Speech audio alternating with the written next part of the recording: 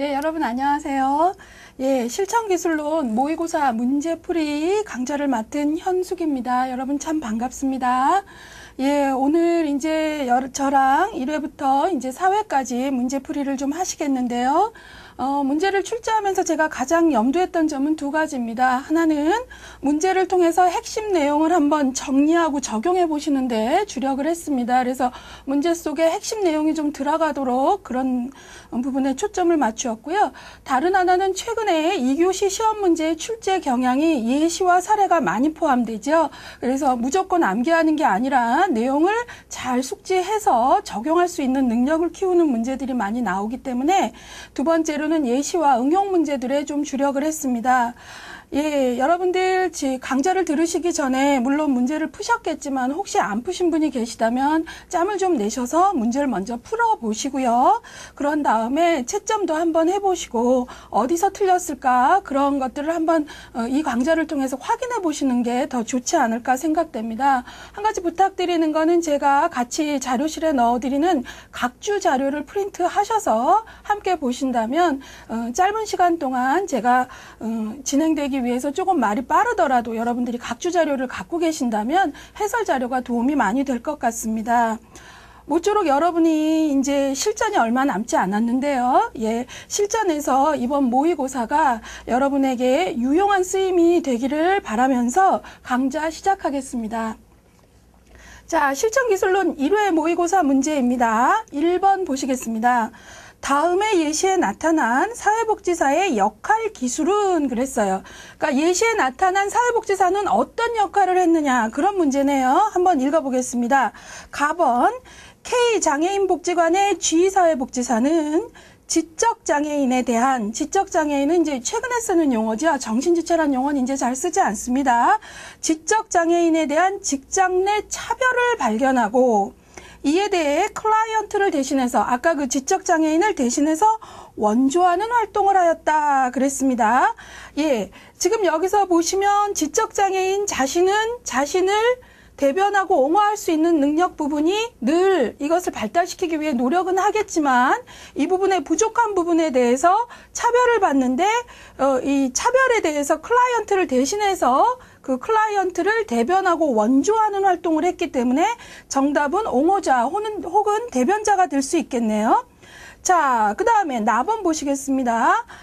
H 가정폭력상담실의 A사회복지사는 이번엔 세팅이 어디죠? 가정폭력상담실이네요. 가해자들을 대상으로 가정폭력상담실의 가해자들은 대부분 아버지가 어머니, 와이프 비팅인 경우겠죠. 물론 최근에는 이제 매 맞는 남자도 있다고는 하는데 아무튼 가해자를 대상으로 분노 조절 프로그램을 하면서 가해자들이 분노 조절을 잘 하지 못하기 때문에 언어로서 화를 자신의 의사소통을 하기보다는 뭐 했다는 거예요? 손이 먼저 올라간 거죠. 그래서 분노 조절 프로그램이 도움이 될 것 같아서 분노 조절 프로그램을 하면서 가해자들이 자신의 분노에 대해서 신체적, 정서적 변화를 인식할 수 있도록 돕고, 예, 가해자들은 자신의 그 분노를, 난 화가 나면 숨이 가빠지고, 화가 나면 막 내 자신을 억누르기가 힘들고 이런 어떤 인식이 있으면 조절할 수 있는 힘이 생기겠죠. 그래서 인식할 수 있도록 하고 이에 대한 대처 기술을 익히도록 하였다.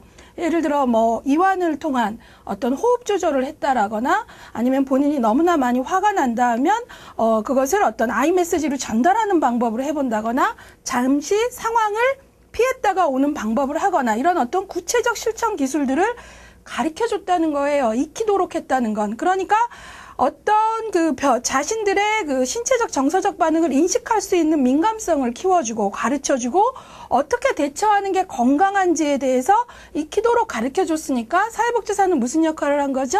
티칭, 교사의 역할을 한 거죠. 그래서 가번은 옹호자 혹은 대변자, 나번은 교사의 역할이 정답이 되겠네요. 자, 그러니까 정답은 4번이 되겠죠? 예, 그 4번의 각주에 제가 대변가 역할이란 특정 클라이언트가 사회적 불이익을 겪을 때나 거부당할 때 바로 가번의 지적장애인이 차별을 받거나 거부당할 때죠. 그가 불이익으로부터 정당한 권리를 얻고 서비스를 확보할 수 있도록 원조하는 기술이다 했고요. 나번의 교사의 역할을 다시 한번 설명해 드리면 클라이언트와 그 관련인에게 부적응으로부터 적응으로, 그러니까 부적응 어때요? 화가 난다, 손이 올라간다가 아니라 적응적인 방법, 기능적인 방법으로 살아갈 수 있도록 하기 위해서 필요한 사실과 기술을 가리키는 것이다. 그래서 정답은 4번입니다. 자, 2번 한번 보실게요. 사회복지사의 가치와 윤리에 대한 설명으로 맞는 것은 그랬습니다. 우선 그럼 우리가 가치와 윤리에 대해서 한번 정리해 볼 필요가 있겠네요. 예. 가치와 윤리, 여러 가지로 문제가 나오죠. 응용 문제도 참 많이 나오는 부분이고요. 예, 가치는 믿음 또는 신념, 좋거나 바람직한 것, 하나의 방향을 제시해서요. 가치는 다소 추상적일 수 있습니다. 그러나 윤리는 무엇이 옳고 그른가를 다루는 것으로 원칙과 지침을 제공해요. 그러니까 훨씬 윤리는 하나의 윤리 강령이라고 말할 만큼 구체적이죠. 구체적이고요. 가치와 윤리의 관계를 말해봐라 하면은 아마도 가치가 더 크고 그 안에 윤리가 들어가겠죠. 그렇지만 이 둘의 관계에서 중요한 건 뭐죠? 상호 조화를 이루는 것이 아주 중요합니다. 예, 그래서 가치와 윤리에 대한 기본 개념들을 학습하신 내용들 기억하시면서 한번 풀어보겠습니다.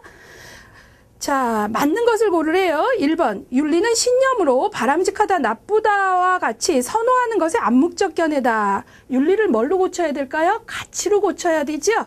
바로 가치는 하나의 신념이라 그랬는데 지금 1번은 윤리라고 주어를 잡았죠. 2번 보시겠습니다. 가치는 윤리에서 나오기 때문에 윤리와 조화를 이루어야 된다. 윤리와 가치가 조화를 이루는 거는 맞지만 윤리가 가치에서 나오지 가치가 윤리에서 나오진 않지요. 뭐가 더 크고 작은 개념인가를 생각해 보시면 풀릴 것 같아요. 자, 그러면 2번도 틀렸네요. 3번. 윤리는 행동화된 가치로서 어떤 것을 해야 하는 의무나 책임을 말한다. 자, 뭐라 그랬죠? 윤리는 옳고 그른가, 원칙과 지침, 뭐예요? 구체적인 의무나 책임과 관련되어 있죠? 3번 맞았습니다. 자, 4번이 왜 틀렸나 볼까요? 가치는 신념을 어떻게 적용할 것인가의 문제를 다룬다. 아니죠. 윤리가 그렇죠. 자, 5번. 윤리는 어떤 신념이 적절한 것인가를 결정하는 것이다. 아니죠. 가치가 바로 그러한 개념이죠. 그래서 정답은 바로 3번. 윤리는 행동화된 가치로서. 그래서 우리가 윤리 강령, 구체적이죠. 하나의 의무나 책임, 하나의 지침 역할을 한다 그랬습니다. 그래서 정답은 맞는 것을 고르라 그랬으니까 3번이 되는 거죠.